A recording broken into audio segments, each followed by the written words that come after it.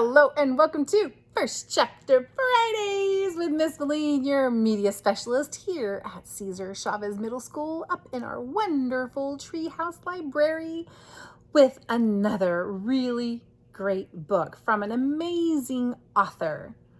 I know I did a First Chapter Friday with Lynda Mullaly Hunt's book, A Fish in a Tree. Fish in a Tree is about a young girl who just is doing horrible in school. And it's because she simply has a problem reading. And it isn't until a substitute teacher that comes in and helps her and understands what's going on with her and that she admits that she needs some help does things change for her wholeheartedly. And in Fish in a Tree, you just fall in love with the characters. They're snarky and they're funny and they're just break your heart. And this book by Lynda Hunt is exactly the same. You will fall in love with the main characters of the story, and you may find a lot in common with some of these characters as well. Hopefully not as much as these characters have been through, but just to make that connection and to like them, this book may help you figure out yourself a little bit, like they have time throughout the book to figure out themselves. This is Shouting at the Rain by Lynda Mullaly Hunt from the inside book jacket. You don't have to weather the storm alone. Delcy loves a good storm, except when the squalls are in her life. Her summer friend, Brandy, is back on Cape Cod at last, but devastates her by dumping her for a new friend. As she could really use a mom right now, except hers left years ago, and her loving Grammy won't discuss that, saying it's too painful. So when she meets snarky Ronan, supposedly a liar and a thief, Delcy wonders if he's another storm on the horizon. Turns out he's caring and courageous, a fisherman's son who'd rather protect sea life than eat it. He is lonely, just like she is. As they traipse around the Cape, they uncover deep neighborhood secrets, stand up to cruelty, and get into good and bad trouble. But they also open up to each other and tackle complicated stuff like what it means to be angry versus sad, broken versus whole, and abandoned versus love. From the first chapter. Until Now, Chapter 1. There are two kinds of people who like surprises and people who don't. I don't. And yet, here is Amy Pollock, my friend since first grade, marching through our front door as loud as summer crow. Delcy, I have the best surprise. Uh-oh. So, she begins, you know that Michael and I tried out for the summer production of the Cape Playhouse, right? Yeah, I ask. Michael got a great part, but I got the lead. The lead! Can you believe it? She goes dead serious. Wait, autographs. Do you think people will actually ask for them? I think we'll have to get a red carpet leading up to your front door. This is no joke. She leans forward a bit. Do you know how many famous people started acting at the Playhouse? I think you've mentioned it, I say, smiling. After one giant step, she stands right in front of me. I really need your help, though. My help? Why would you need my help? You know I'd rather hang glide in a hailstorm than be in a play. She shakes her head.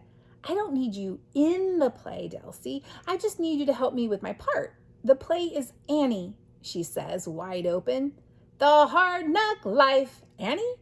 The movie we watched? She rolls her eyes.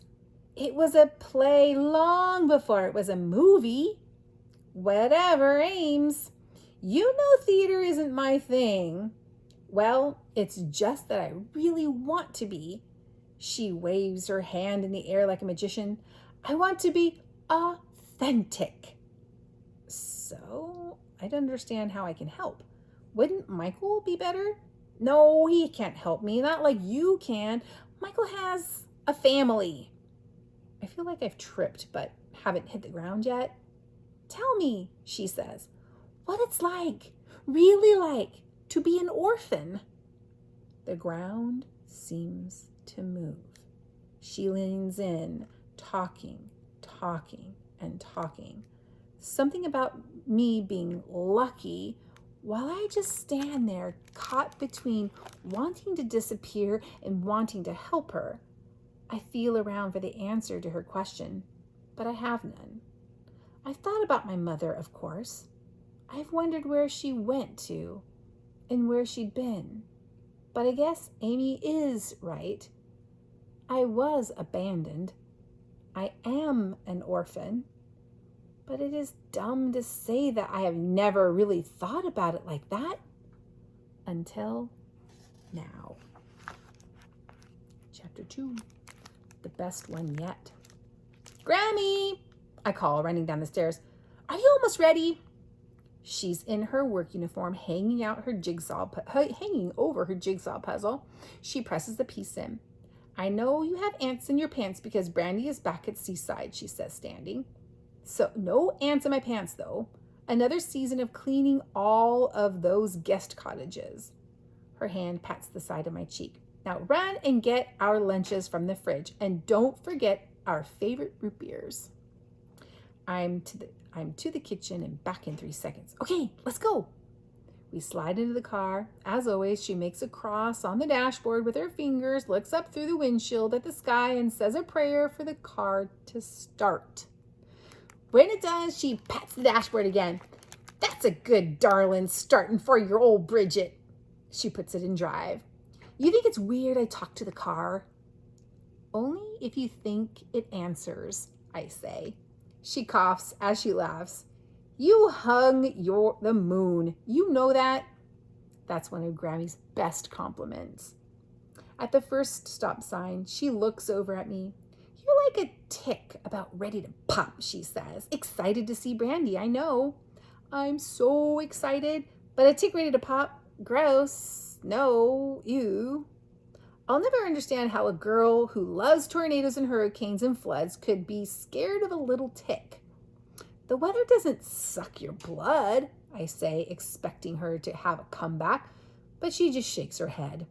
She flips her turn signal. So you talked to Brandy?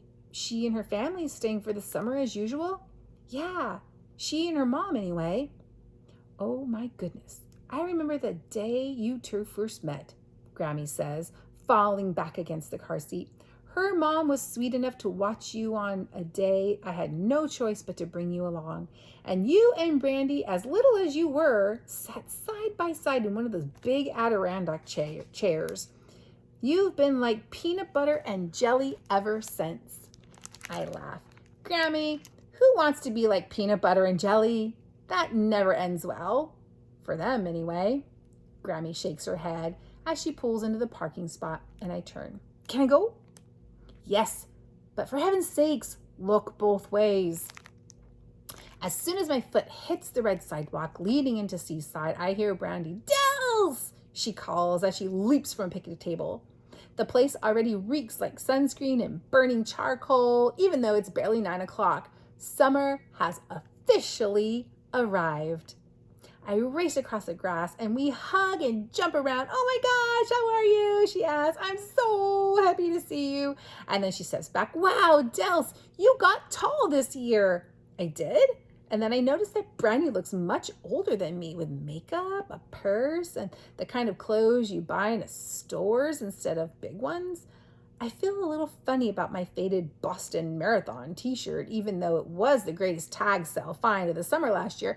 But Brandy is smiling and I'm happy to see her. I've already pulled out my collecting pails, she said, and that feeling in my stomach melts away. She's the old Brandy. Since kindergarten, we've collected rocks and shells each summer and glued and painted them to make sculptures. But first, I say, pulling out her sleeve, let's check on the house. Underneath a huge group of flowering bushes, there is a small stone house that we made the summer before 2nd grade, hoping fairies would move in.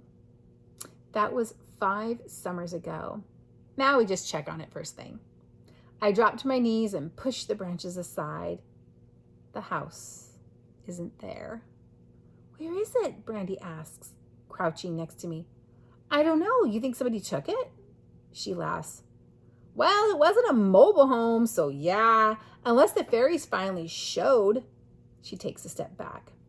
I crawl through the nearby bushes to look for it. Come on, she says. Let's just head down to the beach. Don't you care? I ask. I mean, I wish it were there, Dells, but some little kids probably found it, so whatever. She tugs at my sleeve. Come on, let's go down to the beach. I have a tan to work on. A tan? Since when does she care about a tan?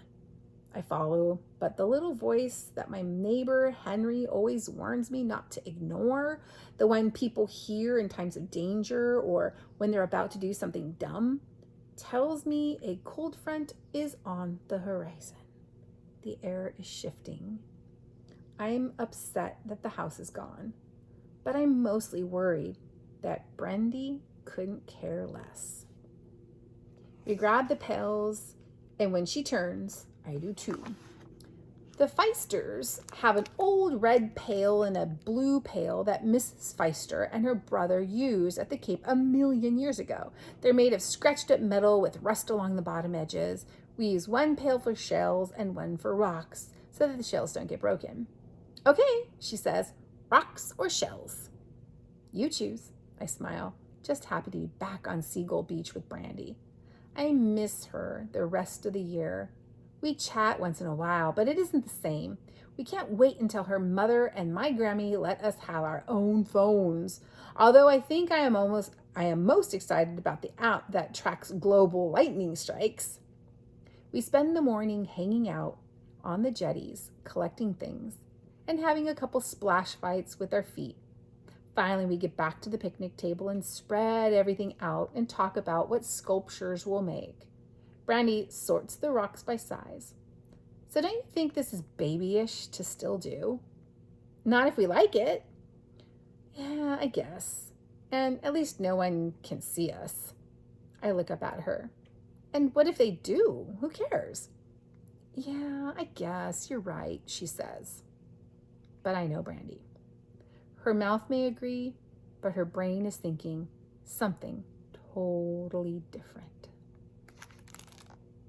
Shouting at the rain. You know, made a great connection there with my own life, going through middle school and the transition from middle school to high school. I know a lot of you are going to start feeling it as soon as you step onto Logan. You're going to feel like you've lost some friends because you've changed over some time.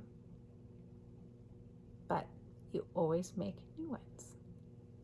And maybe Brandy and will still be a friend. Who knows? I'm curious to find out. I'm going to continue reading on, Shouting at the Rain. Fish in a Tree is one story by Lynda Mullaly Hunt that I really, really enjoyed and connected with the characters. And I'm sure I will do the same with her new book, Shouting at the Rain. If you would like to check out Shouting at the Rain, it is available on our school Destiny Discover. Just go to CCMS Media Center, click on Destiny, log in using your username and password, and then look for Shouting at the Rain. Click the hold button. I will email you when it is ready to pick up at the front office. Have a wonderful weekend.